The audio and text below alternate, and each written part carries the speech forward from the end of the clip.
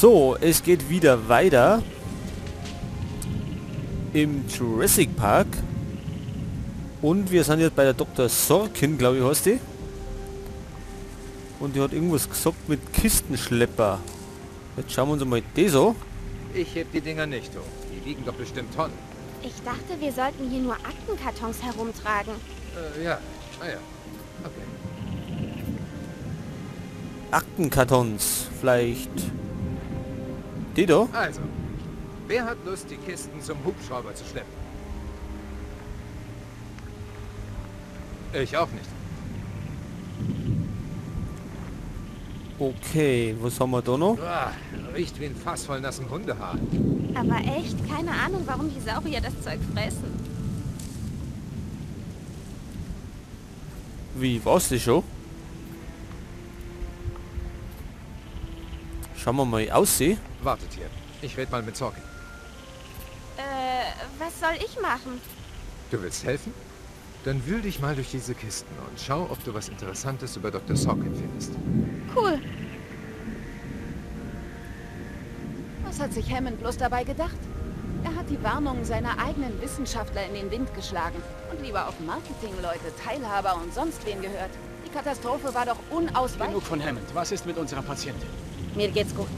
Ich wollte sie überreden, auf das Rettungsteam zu warten, aber sie hat abgelehnt. Naja, das kann man ihr kaum vorwerfen. Trotzdem, Sie haben Glück, noch am Leben zu sein. Außerdem kennt sie die Insel.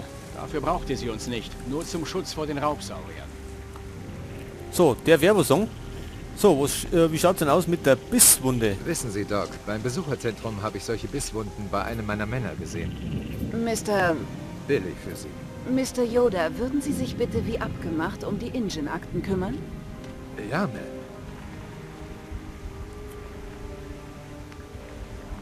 Ma'am. Wer ist denn die Gefangene? Hey, wissen Sie, wer unsere Gefangene ist? Sie wären die Erste. Naja, ich habe sie noch nie auf der Insel gesehen.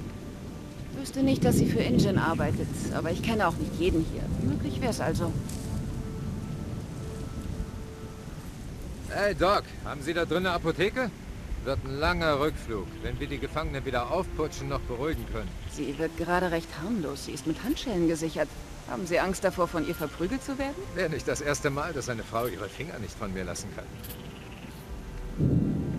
So, was heißt denn Nevermind? Könnte ich mir mal Ihre Wunde anschauen? Ja, warum nicht? Ich habe versucht, mit ihr zu reden, aber es bringt nichts. Nun, sie braucht medizinische Behandlung, wenn sie wieder auf dem Festland ist. Wenn sie von einem unserer Saurier gebissen wurde, ist ein Doktor dort nicht in der Lage, sie zu behandeln. Sie muss endlich mal anfangen zu reden. Ich unterbreche nur ungern, Anne, aber wir sollten jetzt losgehen. Kommt leider nicht in Frage, Mr. Yoda. Jemand muss sich während dieses Chaos um die Saurier kümmern. Tut mir leid, Dr. Sorkin, aber InGen will alle Überlebenden so schnell wie möglich auf dem Festland haben. Ohne Ausnahme. Warum so eilig? Tja, warum so eilig? Hammond hat diese ganze Sache echt gegen die Wand gefahren. Seine Inkompetenz ist nach dieser Katastrophe offensichtlich. Das stimmt natürlich. Wenn Sie wüssten, was ich in meiner Jugend so getrieben habe, wären Sie überrascht, mich hier zu finden. Tja, wie können wir es denn überzeugen? Gibt es denn kein Argument, das Sie überzeugen könnte, mitzukommen? Wenn, dann war es noch nicht dabei. Also gut. Und das ist also Ihre Tochter? Ja, meine Jüngste, Jess. 14. Kaum zu glauben. Und Ihre Mutter? Ist wieder verheiratet. Ist wirklich am besten so. Wir sind beide viel glücklicher. Und wie kommt Jess so zurecht? Ihre Okay, Schulnoten schauen wir könnten besser mal, sein. was die anderen zwei so treiben. Hat denn sie schon was gefunden? Also, was hast du rausgefunden? Scheint, als wollte Dr. Sorkin aus der Insel ein Saurierreservat machen und keinen Vergnügungspark. Hat InGen wohl nicht gefallen, hm? Warum auch? Reich wird man damit nicht. Also hat Dr. Sorkin eine Schwäche für den Artenschutz. Gut zu wissen. Eine Schwäche für den Artenschutz. Gut, vielleicht reden wir mal mit der Alten nochmal. Wozu wieder aufbauen? Hammond wird einen Kotau vor den wichtigsten Teilhabern machen und an allen Ecken und Enden sparen, damit sich ihre Investitionen bezahlt machen. Das Wohlergehen der Tiere ist egal. Ich würde gern mehr über ihre Symptome erfahren. Naja, wie ich bereits sagte. Dr. Sorkin, Wie ich schon sagte, ich bleibe hier und kümmere mich um die Tiere. Tut mir leid, aber wir müssen sie hier rausbringen. Warum? Wegen dem Dino-Reservoir. Wäre diese Insel nicht besser für so eine Art Saurier-Reservat geeignet? Ist doch ziemlich dämlich, sie so zu behandeln, als ob das hier irgendein Zirkus wäre, oder? Das ist natürlich wahr. Wenn Sie wüssten, was ich in meiner Jugend so getrieben habe, wären Sie überrascht, mich hier zu finden. Das hat schon mal gesagt. Kommen Sie, Ma'am. Ich krieg gewaltig Ärger, wenn wir sie nicht zurückbringen. Ich könnte meinen Job verlieren. Nun, Mr. Yoda, das tut mir leid, aber da kann man nichts tun. Ich lasse diese Saurier nicht im Stich, nur damit Sie Ihren Job nicht verlieren. Dr. Sorkin, wir haben schon einen unbefugten Eindringling gefunden. Wer weiß schon, wer sonst noch auf der Insel ist. Sie könnten in Gefahr sein. Das Risiko gehe ich ein, danke sehr. Wir müssen zurück, weil man weiß ja nie, die Gefangene könnte einen Rückfall haben oder so. Höchst unwahrscheinlich. Glauben Sie mir, es gibt einen sehr guten Grund. Dann kommen Sie wieder, wenn er Ihnen eingefallen ist. Also woher wussten Sie das mit dem Betäubungsmittel? Bedauerlicherweise ist es nicht das erste... Scheinbar ist es irgendeine Art Rätsel. Schmeckt die Zigarette?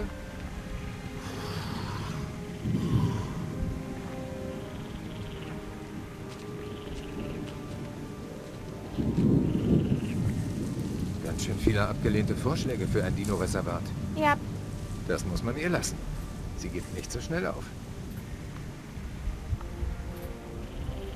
Aber da gibt's ja auch nichts mehr.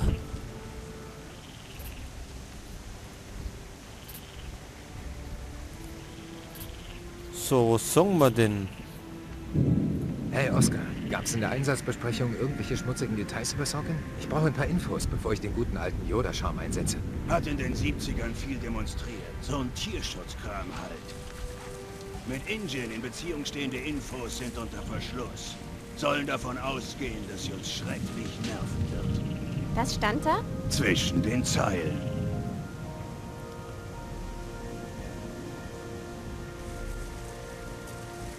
So, dann wir vielleicht einmal das da. Was denkt sich Sorkin eigentlich? Wie zum Teufel sollen wir das alles in den Heli kriegen? Keine Ahnung. Aber mach's lieber, wenn du dich mit ihr gut stellen willst. Ah, okay. Tja, danke. Du warst eine Riesenhilfe. Willst du vielleicht auch mal was machen? Oder bist du jetzt in der Gewerkschaft?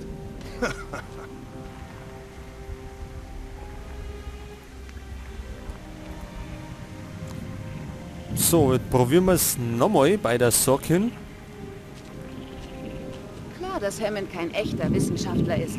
Aber das hätte jemand voraussehen müssen. Ich weiß, dass Sie wütend sind und verängstigt und wahrscheinlich auch erschöpft. Dr. Sorkin. Glauben Sie wirklich, so können Sie mich umstimmen? Selbstverständlich, und zwar mit der Geschichte.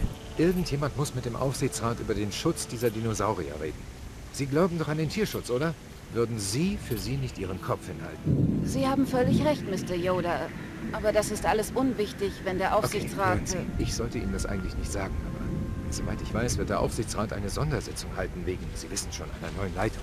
Wenn Sie da wären, könnten Sie die Ereignisse bezeugen, die hier vorgefallen sind. Sie müssten auf Sie hören. Das ist wahr. Ich sag's nicht gern, Mr. Yoda, aber Sie haben vielleicht recht. Unsere Anweisungen erwähnten auch einen Assistenten. David. Ja. Ich fürchte, David wird nicht mit uns kommen. Er sollte sich vom Quarantänegehege fernhalten. Das tut mir sehr leid. Danke sehr. Aber bevor wir gehen, muss ich noch unbedingt etwas im Labor erledigen. Dr. Harding, vielleicht könnten Sie und Ihre Tochter mir helfen. Ich arbeite an einem Heilmittel für eine der garstigeren genetischen Störungen der Saurier. Okay, es geht ins Labor anscheinend. Dr. Harding, wir haben es geschafft. Was genau haben wir denn geschafft? Lysin-Kontingenz aufgehoben, natürlich. Moment, wie Was bitte? ist das? Ingen, Henry Boo, hat den Dinosauriern ein Gen hinzugefügt, das sie abhängig von der Versorgung mit einer Aminosäure namens Lysin macht. Ohne ihre wöchentliche Dosis sterben sie. Das können Sie den Saurier nicht geben. Wir brauchen die Kontrolle über sie. Wenn nur ein paar von der Insel flüchten. Okay, hören Sie. Ich arbeite jetzt seit Monaten an Verhaltenstests mit den Parasauriern. Wenn ich jetzt aufs Festland reise, werden sie bei meiner Rückkehr alle tot sein. Genau wie meine Forschungsarbeit. Parasaurier? Parasaurolophus, Pflanzenfresser. Normalerweise keine Gefahr. Lassen Sie mich Ihnen die Lösung verabreichen und schauen, ob sie funktioniert. Von wie vielen reden wir hier? Warum kommen Sie nicht mit? Sie können den Fortschritt, den wir gemacht haben, begutachten. Können wir da... Na gut, gehen wir. Cool.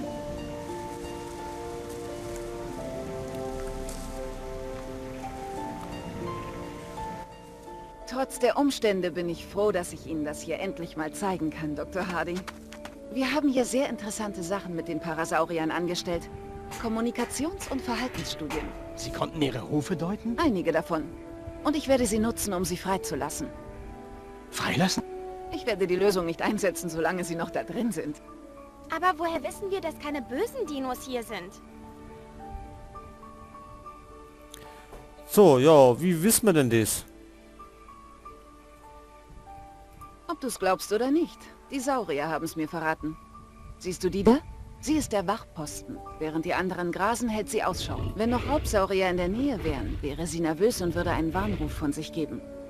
Aber sie ist ganz ruhig. Jerry, Sie können die Lautsprecher von da aus aktivieren. Jess und ich stellen die verschiedenen Parasaurier-Laute ein, die wir darüber dann abspielen. Dad, ist schon gut. Es ist doch sicher, oder?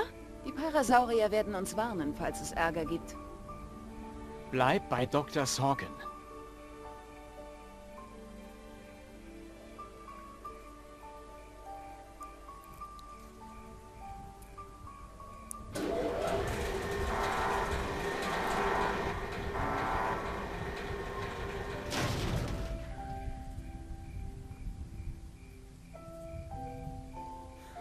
So, jetzt sind wir wieder gefragt, glaube ich mal. So, was nehmen wir denn jetzt? Vielleicht die Sauriersprache? Sie können also echt dinosaurisch? Wir haben hier mit Hilfe verschiedener Parasaurierrufe, die wir über die Lautsprecher abgespielt haben, Verhaltenstests durchgeführt. Wir können die Tiere nicht einfach rausscheuchen. Aber wir können sie mit Hilfe ihrer eigenen Laute manipulieren. Cool. Die Lautsprecher im Westen des Geheges können einen Fütterungsruf der Parasaurier abspielen, der die hungrigen Saurier anlockt. Die östlichen Lautsprecher spielen einen Paarungsruf ab, der die amorös eingestellten Saurier anlockt. Was ist mit den großen Lautsprechern in der Mitte des Geheges? Ah, die spielen den Warnruf ab. Die Parasaurier werden sich instinktiv davon wegbewegen. Wir können die Saurier also aus dem Gehege treiben, indem wir die Lautsprecher und ihre Rufe einsetzen. Okay. Dann schauen wir mal.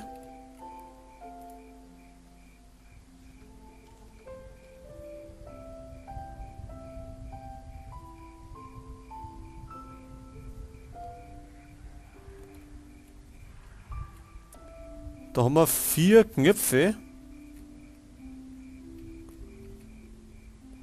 Drucken wir heute mal den da. Wie mache ich die Lautsprecher an? Das muss dein Dad erledigen, wenn wir soweit sind. Was, wenn wir soweit sind?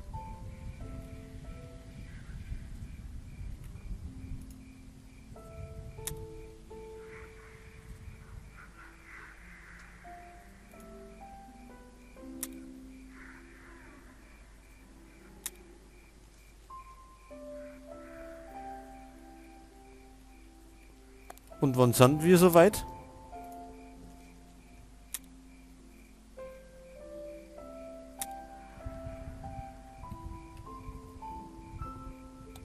Was müssen wir denn machen? Da sehe ich nix.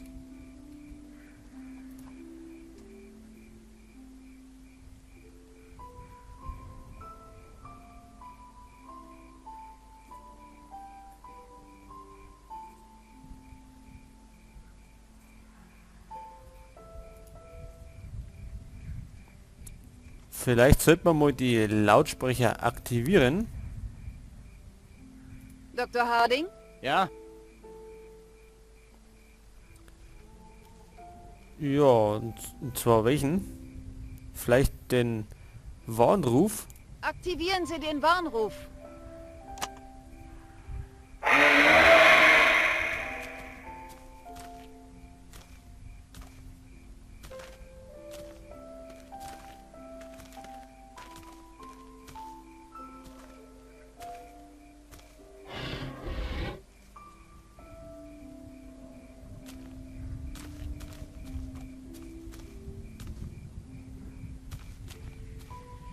Jetzt gängen's wieder zurück.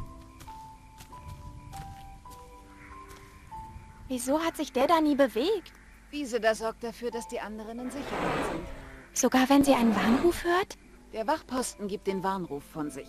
Wenn Raubsaurier in der Nähe sind, bleibt sie an Ort und Stelle und lenkt die Aufmerksamkeit auf sich.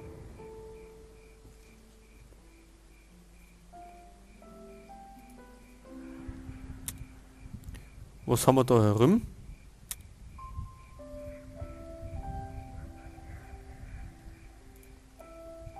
Dr. Harding? Ja?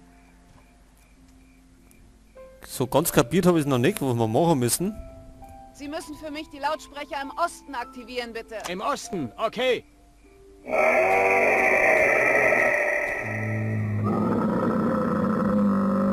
Denken Sie wirklich, dass Sie aus dem Park später ein Reservat machen werden? Wie Mr. Yoda behauptet hat?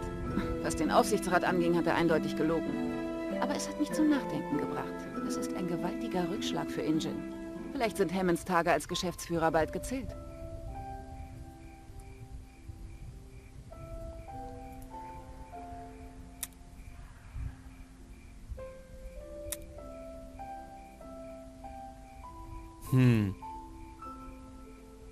Was ist das? Damit die Saurier sich vorwärts bewegen, müssen wir ihnen wohl von hinten einen Schreck einjagen.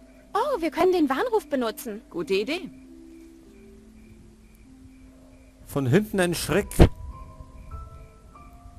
einsetzen. Soll ich nochmal erklären, wie die Lautsprecher funktionieren? Ja, bitte. Die Lautsprecher im Westen des Geheges können einen Fütterungsruf der Parasaurier abspielen, der die hungrigen Saurier anlockt. Die östlichen Lautsprecher spielen einen Paarungsruf ab, der die amorös eingestellten Saurier anlockt. Der große Lautsprecher in der Mitte spielt einen Warnruf ab, der die Dinos von ihm wegscheucht.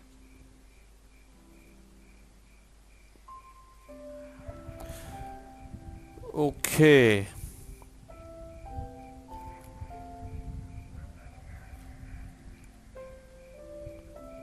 Also oben sind Paarung. Unten Fütterung.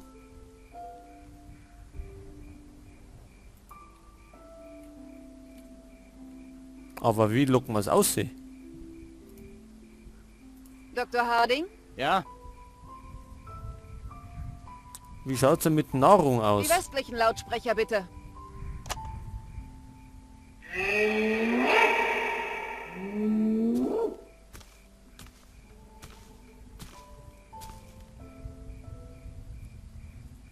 Ich habe gehört, Sie waren in den 70ern sowas wie eine Hippie-Demonstrantin oder so. Von wem weißt du das? Von Yoda? Die 70er waren eine turbulente Zeit. Ich habe für das gekämpft, an das ich glaubte. Und manchmal wird man dafür verhaftet. Sie wurden verhaftet und haben trotzdem noch den Job als Wissenschaftlerin gekriegt? Paläogenetikerin. Und ja, die Jugend ist das richtige Alter, um Dinge zu riskieren und seine Grenzen auszutesten. So stellt man fest, was einem wichtig ist. So, jetzt sind es zumindest schon wieder hervornet.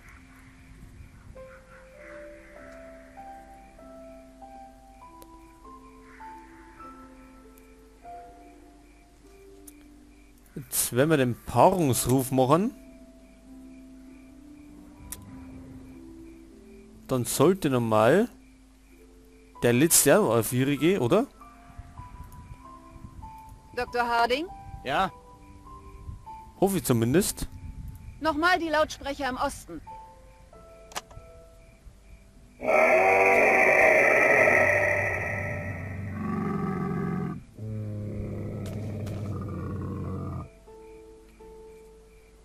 Oder nicht. Oder andersrum.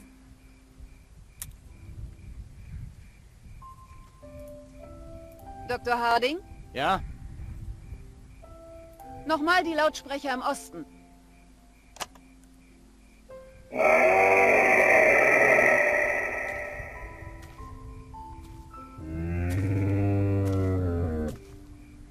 Also, was ist mit Ihrem Assistenten passiert? Darüber sollten wir nicht jetzt reden. Haben Sie lange mit ihm gearbeitet? Ist nicht wichtig. Oh, Er war ein wunderbarer junger Mann. Und ich bin traurig. Wirklich. Aber ich muss mich hierauf konzentrieren, sonst werden diese Tiere auch sterben. Gefangen hinter den Mauern, die wir gebaut haben. Verstehst du? Okay, jetzt haben's alle da vorne. Jetzt werden wir den Warnruf abgeben.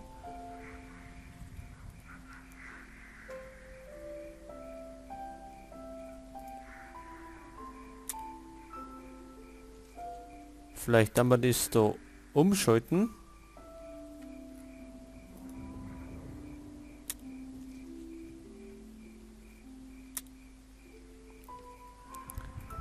Und geben jetzt den Dr. Warnruf. Harding? Ja?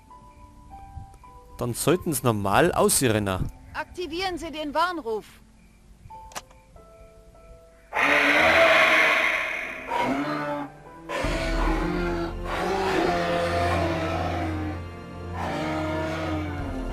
Geschafft, Sie sind draußen. Gut gemacht, Jess. Endlich, zieht fort und mehret euch. Du bist ziemlich gut darin. Vielleicht wird aus dir noch mal eine Verhaltensforscherin. Das kann schon sein. Gut, das haben wir abgeschlossen. Ah, deshalb wurde sie also als Wachposten abgestellt. Was ist denn mit ihrem Fuß? Ein gebrochener Zeh. Schauen Sie ihn sich ruhig an. Ich muss noch schnell etwas erledigen, dann können wir los. Das Lysin. Die Saurier brauchen diese Lösung, damit sie eine faire Überlebenschance haben. Ich weiß nicht so recht. Jerry, das hier ist mein Lebenswerk. Das sind praktisch meine Kinder. Ich lasse sie hier nicht verrecken, nur weil ein Bürokrat fürchtet, die Kontrolle zu verlieren. Sie haben ein Recht auf ein eigenes Leben. Jess.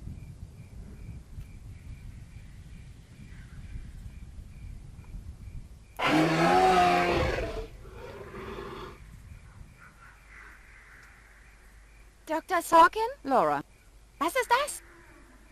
Ingen, Henry Wu, hat den Dinosauriern ein Gen hinzugefügt, das sie abhängig von der Versorgung mit einer Aminosäure namens Lysin macht. Ohne ihre wöchentliche Dosis sterben sie. Verrat's nicht meinem Dad, aber ich habe eine 4 in Chemie. Dann wird der heutige Tag sehr lehrreich sein. Die Lösung, die wir im Labor hergestellt haben, wird diesen Zustand aufheben und die Tiere werden ganz normal weiterleben können. Wir müssen sie nur in den Hauptwasservorrat leiten. Okay, sollte kein Problem sein, oder? Du trägst eine große Verantwortung, Jess. Ich krieg das hin, Dr. Sorkin. Ich meine Laura. Okay, Jess, legen wir los.